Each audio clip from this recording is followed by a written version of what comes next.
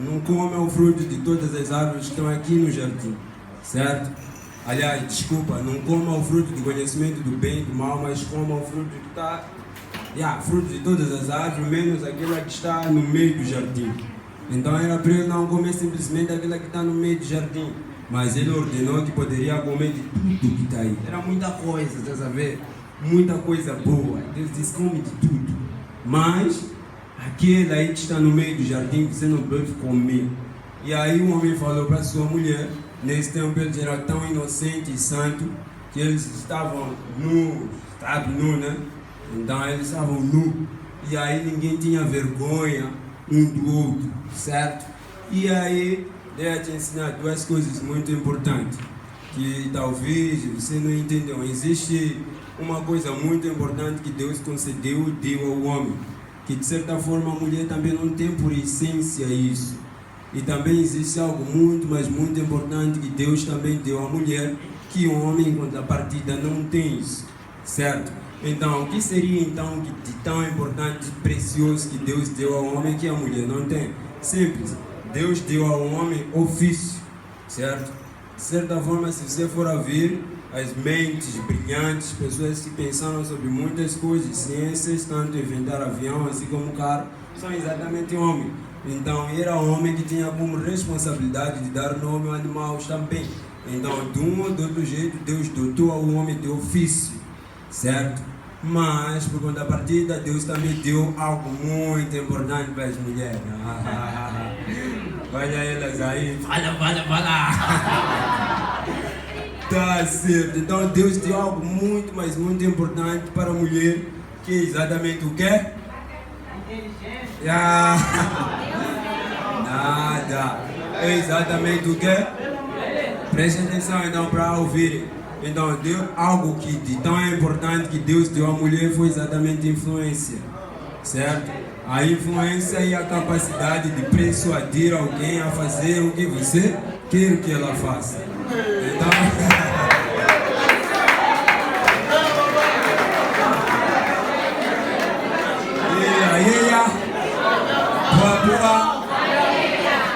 então, do outro jeito, as mulheres são boas a isso. E os homens são bons ao ofício, mas também as mulheres são boas a persuadir as pessoas a fazer o que elas querem, certo? Por exemplo, vamos lá, Deus ordenou para Adão não comer do fruto, não é isso? Diz para ele que, amigo, você não pode comer, certo? Estamos juntos? Até que um dia veio quem? A serpente, e aí enganou a quem? A Eva. E aí perguntou, é verdade mesmo que o Senhor Deus proibiu que vocês comeram o fruto de todas as árvores que estão no jardim? Ela disse que não, somente aquela que está no meio e nem devem tocar, certo? E aí Deus disse para ele não comer. Deus falou para o homem não comer. E Satanás vem, adraba a Eva, ou seja, a mulher. Nesse caso, a mulher olhou para a árvore, viu que era bom de se comer, era bela, era bom de se comer, além disso dá entendimento. Porque ela fez ele olhar exatamente aquilo de forma diferente. Disse, se você comer, você vai ser igual a Deus. Vocês vão ser semelhantes a quem? A Deus. E aí, conhecendo o que é certo, o que é errado. E aí ela parou e olhou e viu que a árvore era bonita, o fruto da árvore era bela, muito bela mesmo. E depois também que era agradável ao paladar. E aí, além disso, dava entendimento. E aí ela levou, comeu e depois fez o quê? Deu seu marido. Agora a pergunta aí, Adão perguntou alguma coisa? Não, ele não fez isso. Ele simplesmente pegou e isso chama-se influência. Entendeu? Isso aí é influência, certo? Aí, Popó. Então, de um ou de outro jeito, a mulher usou exatamente isso aí para persuadir o homem a comer. Não estou dizendo que aqui, preste atenção, não estou dizendo que aqui os homens do quê? Não são culpados pelos seus atos, ou seja, Adão não é culpado pelo aquilo que ele fez. Não estou dizendo que as mulheres são vilãs por causa de ter influência, não. Eu só estou aqui mostrar para vocês que de um ou de outro jeito as mulheres têm algo rico. Por isso que muitas das vezes eu posso pedir 10 meticais para um jovem que ele pode não me dar. Mas uma jovem ir pedir, não pedir 10, vai dar. Mesmo, não. Aí muito certo. Aí boa. Então aconteceu exatamente isso. E aí, de um ou de outro jeito, eles olharam e perceberam que estavam num porque haviam comido o fruto que Deus havia proibido eles de comer. E aí, a primeira coisa que eles fizeram foi exatamente esconder. Eles se esconderam, fugiram e se encobriram. Estamos juntos? Então, deixa só ler uma passagem da Bíblia aqui. Uma não, prometo umas três. Então, Romanos capítulo 5, no seu versículo 12, diz assim: concluindo, da mesma forma como um pecado ingressou ao mundo por meio de um homem, e pelo pecado a morte, assim também a morte foi legada a todos os seres humanos, porquanto todos pecaram. Olha só mais o que a Bíblia diz. Diz assim: portanto, assim como uma só transgressão determinou a condenação de todos os seres humanos. Olha de novo só. 19 também diz assim: sendo assim como por meio da desobediência de um só homem, muitos se tornaram pecadores, certo? Então, de um ou de outro jeito, por causa de um ato que Adão fez, prejudicou a todos nós. Nos colocou na condição de pessoas pecadores. Estamos juntos? Então Adão faz isso, pelo ato que ele cometeu. E aí eles dos Adão e Eva, dentro da Bíblia diz que entrou o pecado por meio de um só homem, está referindo os dois, entendeu? E aí todos nós, de um ou de outro jeito, nos tornamos pessoas pecadoras. E aí temos tendência a fugir de quem? De Deus e de tudo. E aí, preste atenção, se existem duas pessoas que nós procuramos tanto correr atrás e fugir deles, é simples, são duas pessoas. Um é Deus e depois somos nós mesmos. Nós tentamos fugir de Deus constantemente. Através dos nossos atos, seguimos nossos próprios desejos e prazeres carnal, pecaminoso, mentira, fofoca, algo que vai nos dar prazer. E aí, por conta da partida, pornografia, por conta da partida, namoro sem compromisso, por conta da partida, nós tentamos fazer todas essas coisas aí para poder seguirmos, aliás, ou seja, nos distanciamos de Deus e nos fugimos de Deus. E eu terminei a mensagem passada, conversamos aqui, que Deus criou o homem para ter comunhão com Ele, ter relacionamento com Ele. Mas o ato em que Adão e Eva fez, colocou todos nós nesta condição. Pessoas que constantemente fogem de quem? De Deus.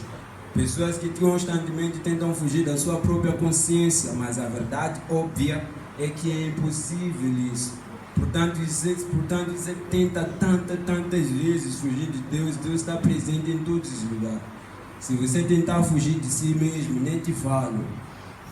Sua consciência está consigo. Onde você dormir, aquilo vai pesar. Os seus atos que você fez durante o dia ou vem cometendo, a sua vida em que vocês têm levado, de certa forma, todas essas coisas vão te acusar. Entendeu? Então, de um ou de outro jeito, é impossível nós fugirmos disso. É impossível nós fugir da nossa consciência, assim também quanto de Deus, mas a verdade óbvia é que muitas das vezes nós fizemos isso. Fugimos de Deus e procuramos satisfazermos os nossos próprios desejos e procurar viver a vida que nós bem queremos. Foi exatamente o que Adão e Eva fez e colocou todos nós nesta condição. Pessoas que não querem ter relacionamento com Deus, pessoas que nasceram condenadas. O texto aí estava a falar por meio de um só homem, pecado entrou no mundo e trouxe consigo a morte. E por contrário, a consequência de fugir de Deus, alegando, e muitas das vezes nós justificamos e dizemos: não, a culpa não é minha, quem foi que pecou é Adão e Eva, lá eu não tenho culpa. Não é nada disso. Todos nós somos culpados e fomos colocados na condição de pecadores, culpados, todos nós, entendeu?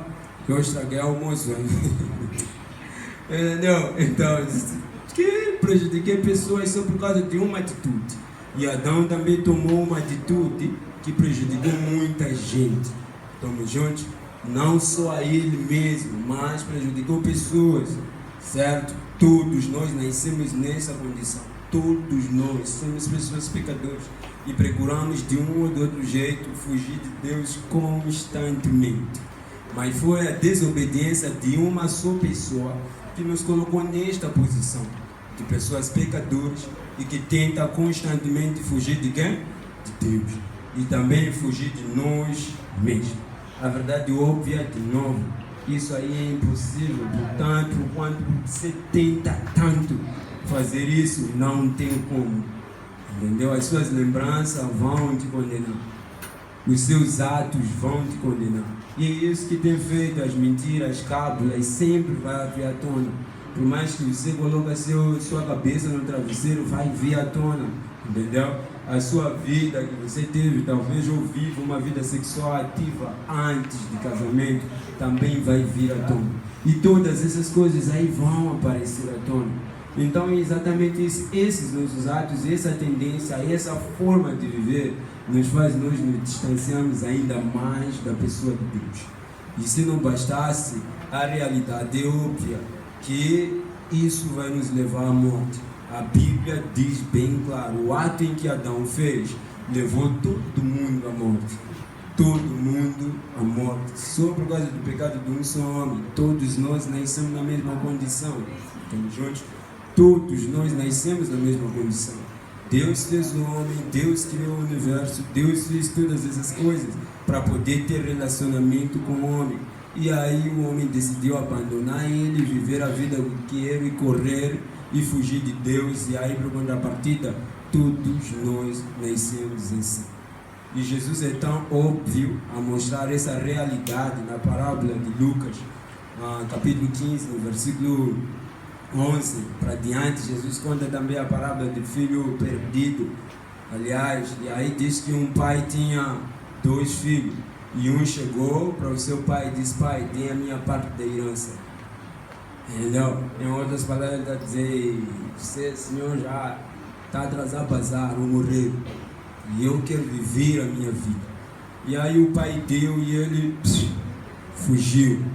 E aí curtiu a vida e curtiu. E por contrapartida, todas aquelas suas lembranças apareceram, a sua consciência pesou e todas essas coisas.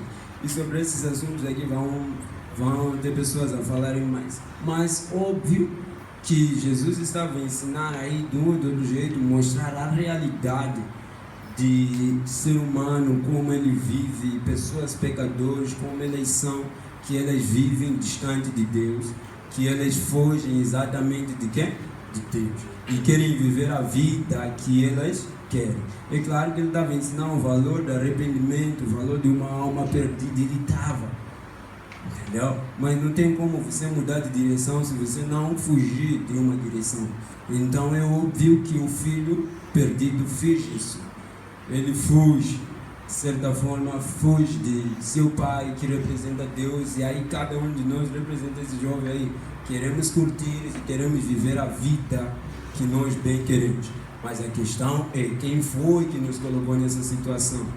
Exatamente por causa de ato de Adão e Eva. Então é algo que não só está no Antigo Testamento, essa realidade na Bíblia, mas também uma realidade que está no Novo Testamento, que o próprio Jesus deu uma ênfase nisso, mostrando que o homem, de um ou de outro jeito, tem tendência a querer viver como quer, querer satisfazer seus próprios desejos e querer viver longe de Deus e fugir de Deus. Então isso aí é óbvio. Isso aí está óbvio na Bíblia. Entendeu? Mas a questão é, nós é que fizemos isso. Não basta apenas, mas a culpa é de Adão. De novo eu estou dizendo, todos nós somos culpados. E todos nós, de certa forma, seremos condenados. Não simplesmente pelo pecado que Adão cometeu, mas pelos atos em que nós fizemos, a escolha em que nós decidimos fazer. Entendeu? Então, de um ou de outro jeito, não tem como você fugir do seu destino se você não fugir exatamente, deixar de fugir de Deus. Então, não tem como. O destino é óbvio das pessoas que vivem fugindo de Deus, é a morte. O salário do pecado é a morte. Entendeu? Mas, de um ou de outro jeito, o salário do pecado é isso. A vida do pecado, a vida pecaminosa vai nos levar à morte. Vai nos levar para mais longe de Deus, e isso é quem faz. Mas a verdade é óbvia, entendeu? Que não tem como alguém fugir da sua consciência. De novo, eu estou dizendo isso. De um ou de outro jeito, se você não parar e pensar sobre sua própria vida, as pessoas vão pensar por si. Os seus próprios desejos também vão pensar por si. A sua má conduta e as outras más influências de amigas vão pensar também por você. Suas amigas vão te influenciar a fazer algo errado. Seus amigos também vão te influenciar a fazer todas essas coisas. Entendeu? Por isso que é muito importante nós pensarmos e refletir na situação de vida em que nós estamos vivendo agora. E isso ninguém pode fazer por você. É você mesmo que pode fazer por si mesmo.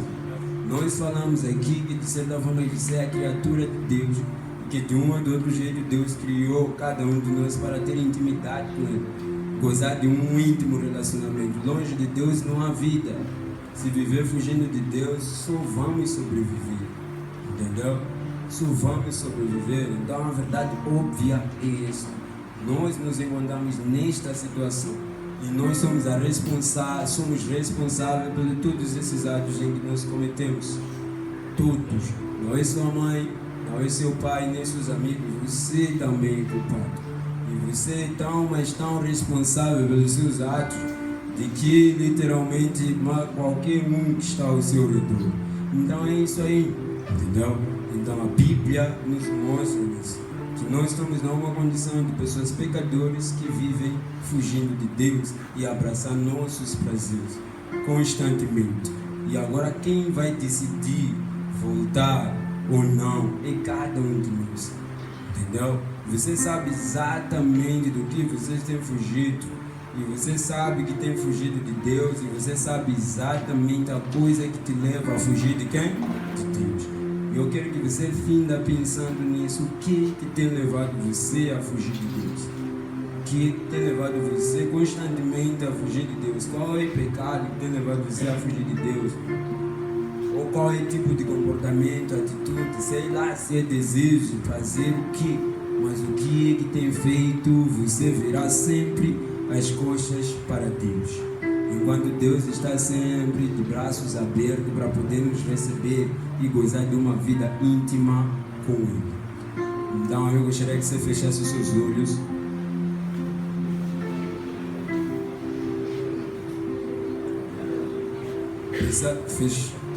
Feche seus olhos e fica refletindo no estilo de vida em que vocês têm vivido.